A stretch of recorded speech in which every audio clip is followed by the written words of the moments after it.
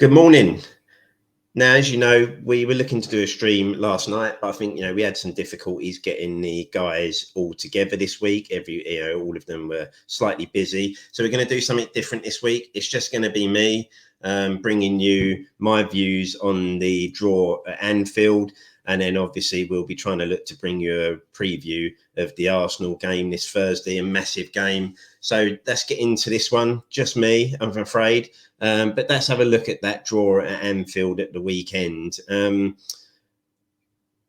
Nothing surprising in terms of the lineup. Obviously, Kulusevski came in for Lucas Moura, and I think after Lucas's display in the previous game, I don't think anyone was surprised by that. I think we all thought that he'd bring Kulu straight back in, and that turned out to be the case.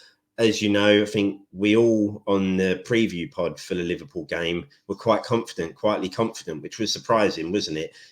But we were all confident. And I think ultimately the performance in the end showed why we had that sort of confidence. For me, I was more confident going into this game than I would have been if it had, say, been Burnley away. And that's purely on the basis that Liverpool were never going to adapt their game to try and nullify what we do. They're always confident that they can do what they do and hurt us. They weren't going to try and mark Kane out of the game. They weren't going to try and stop Son doing what he did. And I think that was why all of us in the preview pod were confident that we might be able to go and get a result. And it turned out to be that way, didn't it? The game panned out as expected. We weren't going to have a lot of the ball. It was going to be, kind of defending and making sure we kept it tight and trying to hit them on the counter when we could. And obviously it panned out that way. There were large chunks of the games where we were just defending and Liverpool were just picking the ball up from the halfway line and coming at us again. But it was a really solid display. Not one player left anything on the pitch, did they? I think from 1 to 11, we couldn't have any complaints about any player on that day. And that's even players like Sessegnon, Emerson Royal. He put in probably his best display I've seen in a Spurs shirt since he joined. Had a hand in the goal. Could have probably done better in certain areas that maybe would have allowed us to go and nick a second. But his performance, especially defensively, was much better than anything we've seen before. Again, that back three, Romero, brilliant. Yes, he gives the ball away at times, but that's never going to change. Dyer next to him and Davies, they all put their bodies on the line. I mean, the block from Davies from Salah in the second half, well, that's worth a goal on its own, isn't it? A block like that. We played really well. We always looked dangerous. You always felt if we got the break right, we could. There was a couple of times in that first half where, there was opportunities to get Son away and we just didn't quite make the right pass at the right time to get him in. But you could see, like we'd said, there were going to be opportunities to get the breakaway and to get Son in. And then you always feel confident that we can score a goal. And that's how it panned out in the second half. Great ball from Lloris, picked out Royal. I'm not so sure Royal meant the pass he did that went to Harry Kane. I think that was a bit of a shinner, but it got there. Harry did brilliantly there, took it down nice and composed. Great ball into Sessegnon and credit to Sessegnon because the ball across the Son would be very easy to kind of mess that up, but it was perfectly played. And Son does what he does, again, getting another goal, again, without needing penalties to put him a couple behind Salah in that race for the golden boot. And I don't think anyone now would say that Son can't get that because we're coming up against teams that Son likes to score against. But going 1-up, you kind of felt, right, this is confident, can we hold on now? The shame about it was just after going 1-up, we had a real good couple of opportunities, I felt, to even go and nick a second, and again, this is where ultimately, as much as Royal had a good game, you still feel there are flaws in his game that we need to improve on next season. He had a couple of chances to put some balls in the box that probably would have helped us get a second. He couldn't quite play the right ball, and ultimately those chances went awry. Liverpool were always going to be knocking on the door. They were always going to get opportunities. We defended so well, and unfortunately, the goal they get comes from us putting bodies in the line.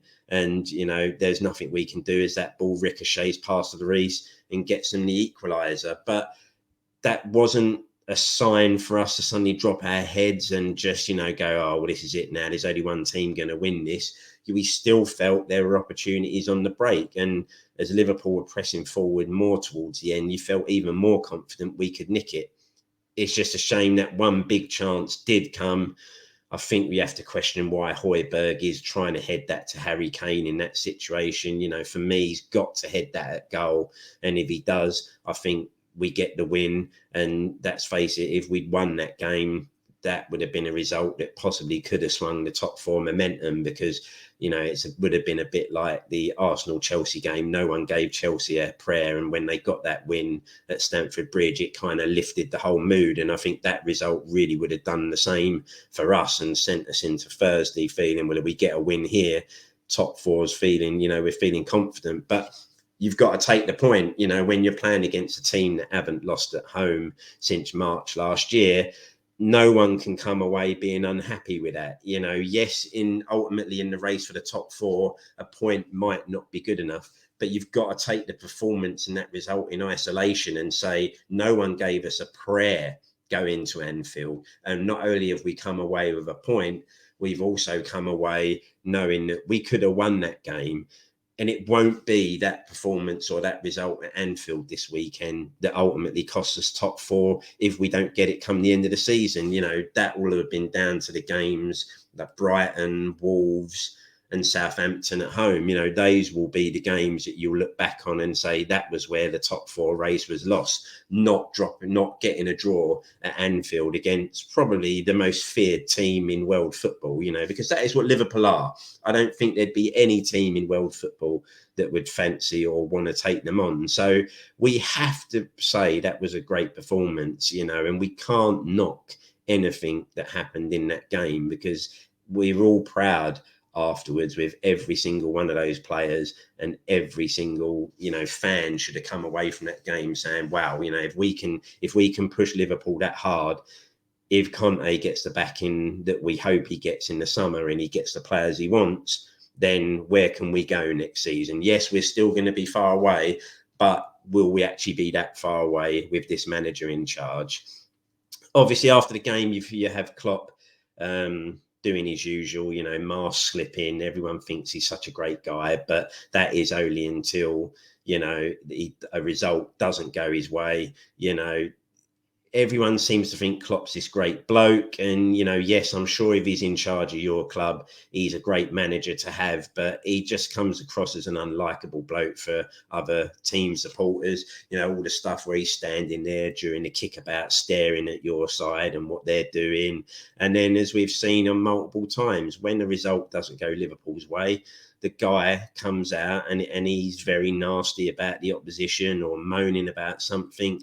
And it was the same this weekend, trying to say about the way that we played. I know he's come out afterwards saying probably shouldn't have said that stuff. And I understand that, in the heat of battle, when you get a microphone shoved in your face, it can be hard to hold those emotions back. But, when managers try to say, oh, a team came and played like this against us. Well, yeah, sorry, we didn't come and play an open brand of expensive football that would have allowed you to tear us apart.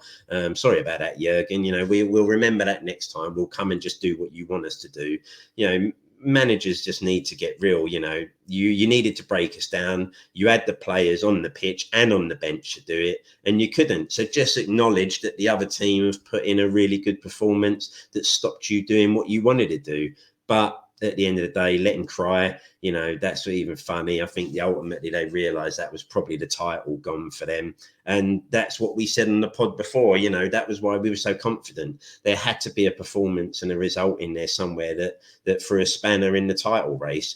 And I always felt we could do that. And it turned out we were correct. So brilliant stuff. We've just got to hope we take this into Thursday and the big North London derby, and we can get a result there, because if we can get a result there, then hopefully that just puts a little bit of pressure on Arsenal in those remaining games they've got. Newcastle away, that won't be easy for them. That will be their last home game, so they'd like to put a performance on for the fans. Then they've got Everton.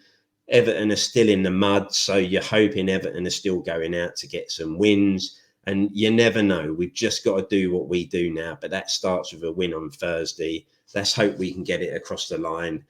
This was a shorter episode this week. Obviously, we'll be bringing you a normal pod on Monday. We'll also be knocking out a quick North London derby review, probably on Thursday night. We might just do a little quick stream then, even if it's just with a couple of us. So, as always, thank you for watching. Come on, you Spurs.